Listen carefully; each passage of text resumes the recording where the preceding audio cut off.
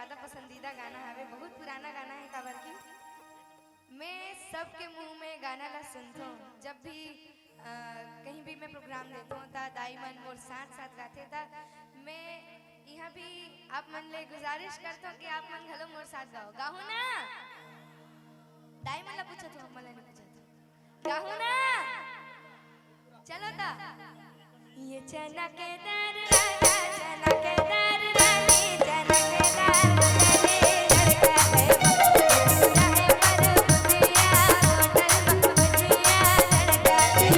ये चना के दर राजा चना के दर रानी चना के दर बदले लड़का है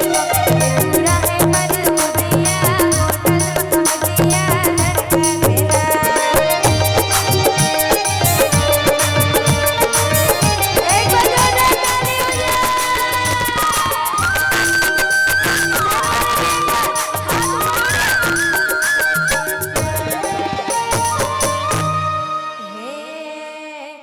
बागे बगीचा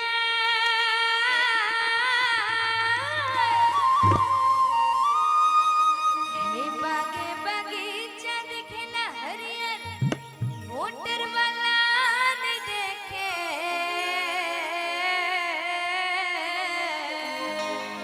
बड़े हनरियर है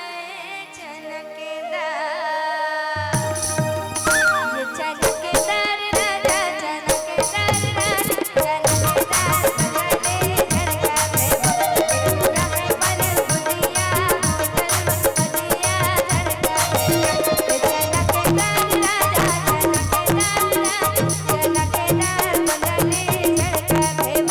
पूरा है पर बुझिया होटल में बुझिया लड़का है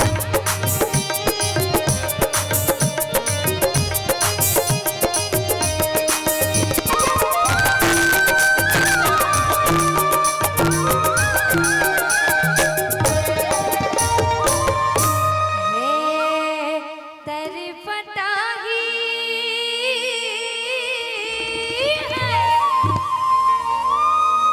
है तेरी फटाही ऊपर कुर्ता रही